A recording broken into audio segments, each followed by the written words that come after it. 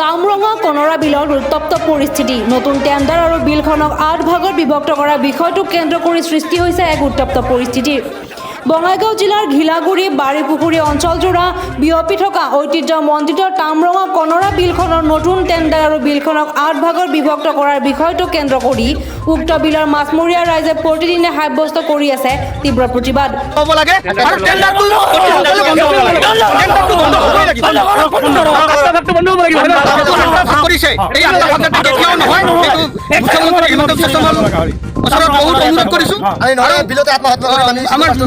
বিল মন্ত্ৰী বহুত অনুৰোধ কৰিছো যাতে এই 8টা ভাগ কেতিয়াও নহয়। মানে কথা মানে কি টেণ্ডাৰ 8 ভাগ হ'ব নোৱাৰে। আগৰ পাৰে তামৰঙা বিলৰ মাছমৰীয়াৰ অধিকাৰ বিঘ্নিত কৰি তামৰঙা কনৰা বিলত দালাল ৰাজ স্থাপন কৰাৰ অভিযোগ উত্থাপন কৰিছে ইয়াৰ স্থানীয় মাছমৰীয়া ৰাইজে। ইয়াৰ উপৰিও বাবু শৰ্মা নামৰ এজন ব্যক্তিৰ হাতত তামৰঙা কনৰা বিলৰ দায়িত্ব অৰ্পণ কৰাৰ বাবে ক্ষোভিত হৈ পৰিছে তামৰঙা কনৰা বিলৰ মাছমৰীয়া ৰাইজ। আনহাতে উক্ত বিলক লৈ দুষ্ট চক্ৰই কু অভিসন্ধি ৰচাৰো অভিযোগ তুলিছে ৰাইজে। পুৰণি টেণ্ডাৰ বাতিল কৰি যদি নতুন টেণ্ডাৰ বলবৎ কৰা নহয় তেনেহ'লে এই তামৰঙা কনৰা বিলখনতেই মাছমৰীয়া পৰিয়ালৰ লোকে সমূহীয়াভাৱে আত্মহত্যা কৰিব বুলি মন্তব্য প্ৰকাশ কৰে। আৰু টোটেল 32 লাখ টকা সি ইয়াতে কালেকশ্যন কৰি লৈ গৈছে। আৰু এই 32 লাখ টকা কালেকশ্যন যিকেইটা দালালে টকা দিছে তেওঁলোকে চুপচাপ আছে, কাৰণ আমাকতো বিল টেণ্ডাৰ হয় আৰু আমি টকা দি থৈ দিছোঁ। আৰু আজি মাছৰ বাহিৰত বিল কেনেকৈ টেণ্ডাৰ হ'ব পাৰে আৰু বাবু শৰ্মাৰ নামত বিলখন কেনেকৈ আহিল? সেইখন হেমন্ত বিশ্ব শৰ্মা আমাৰ মন্ত্ৰী, তেওঁলোকৰ ওচৰত মোৰ বিচাৰ মাছৰ সত্য তেওঁলোকে কিয় টানি ল'ল? আমি মাছৰ দুখী, আমি মূৰ্খ, আমি বল খাটাব নাপাৰোঁ, গতিকে চৰকাৰে আজিলৈকে আমাক কিছুই নিদিল। কাৰণ আমাৰ বিল তেওঁলোকে এই নেটবেৰ মাৰি চাফা কৰি পেলাইছে আৰু কেইটামান শামুক আছে মৰা, তাৰ বাহিৰত কিছু নাই। কিন্তু আমি মাছক সতৰ্ক হ'ব লাগিব, তাৰ বিৰুদ্ধে আমি আন্দোলন কৰিম। আমাৰ মাছৰ সত্য কিয় আমি টানি ল'ল? টেণ্ডাৰ বন্ধ কৰক, টেণ্ডাৰ নহ'ব। টেণ্ডাৰ বিল আগত যেনেকে আছিল আজিও সেনেকে থাকিব লাগিব। আমাৰ মাছৰ সত্য আপোনালোকে টানি নল'ব। নমস্কাৰ, মুখ্যমন্ত্ৰী আপোনালোকক জনালোঁ, একবাৰ আহি আপোনালোকে ফুৰি চাই যাওক আমি মাছুৱা কেনেকৈ আছোঁ আৰু কিভাৱে আমি তামৰাঙাৰ মাছ মাৰোৱে আমি চলি আছোঁ। আমি আজি মাছ মাৰোৱা মানুহখিনি বহুত দুখত পৰি গৈছোঁ, কিয় আমিতো বিলত কিছুৱেই নাই, বিলততো মাছ মাৰিব লগা কিছুৱেই নাই।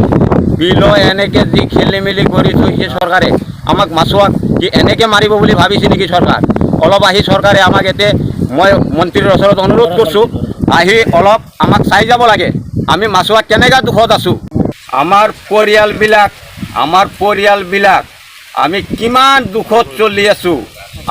আমি মাছ মাৰোৱা দুখিত মানুহ, আমি অনুৰোধ জনাইছোঁ মন্ত্ৰীয়ে যেন আমাক আহি দেখি যায়। দাদা জনাব আজিৰ বিষয়ে। ইতিমধ্যে আমি মুখ্যমন্ত্ৰী ডাঙৰীয়াৰ আমি জনাইছিলোঁ যে আমাৰ কনৰা আৰু তামৰঙা কনৰা গ্ৰুপ আমাৰ এখন বিল আছিলে, আৰু এইটো আজি কিছুদিন 14 জুলাই তাৰিখে এইটো নিবেদা আহ্বান কৰিলে, কিন্তু 8টা ভাগ কৰি দিলে। সেই 8টা ভাগ কৰিব নালাগে বুলি আমি ইতিমধ্যে প্ৰতিবাদ কৰি আহিছোঁ। ইতিমধ্যে আমি চৰকাৰৰ লগত আমি যোগাযোগ কৰিছোঁ, মুখ্যমন্ত্ৰী ডাঙৰীয়াক আমি দৃষ্টি আকৰ্ষণ কৰাইছোঁ, তেওঁলৈ আমি পত্ৰ প্ৰেৰণ কৰিছোঁ আমাৰ মহকুমাধিপতিৰ জৰিয়তে। আজি এসপ্তাহ হৈ গ'ল, কিন্তু এতিয়ালৈকে একো আমি সুৰ উত্তৰ পোৱা নাই কাৰণে আমি আকৌ আজি আপোনালোকৰ মানে মিডিয়াৰ মাধ্যমে আমি ক'ব বিচাৰিছোঁ, এইখন হ'ল টেণ্ডাৰ পেপাৰ। এই টেণ্ডাৰ পেপাৰখনত আপোনাৰ স্পষ্ট ইয়াতে 8টা ভাগ কৰি দিয়া হৈছে। সন্মুখত মোৰ সন্মুখত থকাখন হ'ল যোনজনীয়া পাৰ্ট, আৰু আপোনাৰ মোৰ পিছফালে থকাখন হ'ল কনৰা পাৰ্ট। কিন্তু 13 তাৰিখলৈকে, জুলাই 13 তাৰিখলৈকে তামৰঙাৰ লগত সন্নিবিষ্ট আছিল, একে আছিল। আৰু ইয়াতে যিসকল লিচি আছিল, যিসকলে ইয়াতে মাছমৰীয়া বিলপৰীয়া যিসকল দুখীয়া ৰাইজ আছিল, তেওঁলোকে কিন্তু এই তামৰঙা কনৰা মানে বিলত ইমান সুন্দৰকৈ মাছ মাৰি জীৱিকা নিৰ্বাহ কৰিছে, তেওঁলোকে জীৱন চলাই গৈছিলে, আচলতে তেওঁলোকে জীৱিকা চলাই গৈছিলে। কিন্তু আজি এইটো এটা প্ৰশ্ন উঠিছে, আৰু কিহৰ কাৰণে প্ৰশ্ন উঠিছে এইটো সম্পৰ্কত আমি ইতিমধ্যে মুখ্যমন্ত্ৰী ডাঙৰীয়া, আমি মীন মন্ত্ৰী পৰিমল শুক্লবৈদ্য ডাঙৰীয়াক আমি ইতিমধ্যে জনাইছোঁ। গতিকে আজি কিছু বছৰ আগলৈকে এই বিলখনত কোনো টেণ্ডাৰে হোৱা নাছিল, তাত টকা পইচা যথেষ্ট লেনদেন হৈছিল, তাত SC কোটাৰ SC জাতৰ যিবিলাক আমাৰ ল'ৰা ছোৱালী আছিল তেওঁলোকক ডিফল্টাৰ কৰি দিয়া হৈছিলে। তাত এটা বেপৰুৱা এটা বণিক গোষ্ঠী সোমাই পেলাই ইয়াতে কিছু উৎপীড়ন চলাইছিলে, তেওঁলোকে আচলতে খুব ষড়যন্ত্ৰ কৰিছিলে।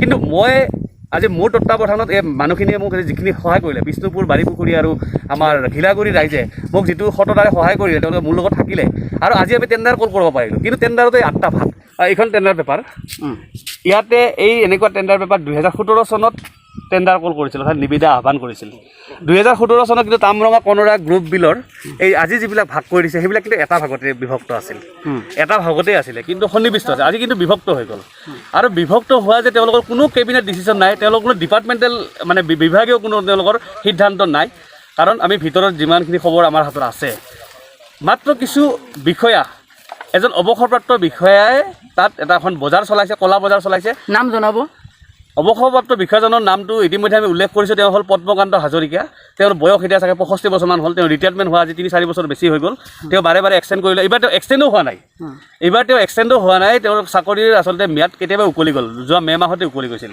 গতিকে কিন্তু এই মানুহজনে আমাৰ বিভিন্ন সময়ত এই বিলক লৈ পেলাই তেওঁ যিটো মানে বিলপৰীয়া মানুহক লৈ যিটো তেওঁ ৰাজনীতি চলাই আছে যিটো ষড়যন্ত্ৰ চলাই আছে এইবাৰো ইয়াৰ এটা উদাহৰণহে মাত্ৰ এইখন সম্পূৰ্ণ ইয়াতে উল্লেখ আছে যে এইটো অসম মানে মীন উন্নয়ন মানে প্ৰকল্প মীন উন্নয়ন আপোনাৰ হেৰি লিমিটেড গতিকে ইয়াৰ পিছত আমি এটাই মুখ্যমন্ত্ৰী ডাঙৰীয়া আৰু মীন মন্ত্ৰী পৰিমল শুক্লবৈদ্য ডাঙৰীয়া আমি আপোনালোকক কাটৰ আহ্বান জনাওঁ এই আমাৰ বিলপৰীয়া দুখীয়া মানুহখিনিৰ স্বাৰ্থত আপুনি বৰ্তমানৰ যি টেণ্ডাৰ সেই অৰ্থাৎ নিবিদা আপুনি কেঞ্চেল কৰিব লাগে বন্ধ কৰিব লাগে আৰু এটা ফ্ৰেছ টেণ্ডাৰ এখন দিব লাগে আমাৰ এখন খুব মানে সতেজ আমাৰ নিবিদা এখন দিব লাগে যাতে আমাৰ তামৰঙা কনৰা বিল যাতে ভাগ হ'ব নোৱাৰে আৰু মানুহখিনি যাতে সদায় সুৰক্ষিত হৈ থাকে অভয়াপুৰীৰ পৰা সনাতন সূত্ৰধৰ ৰমিৰ ৰিপৰ্ট নিউজ ষ্টাৰ 7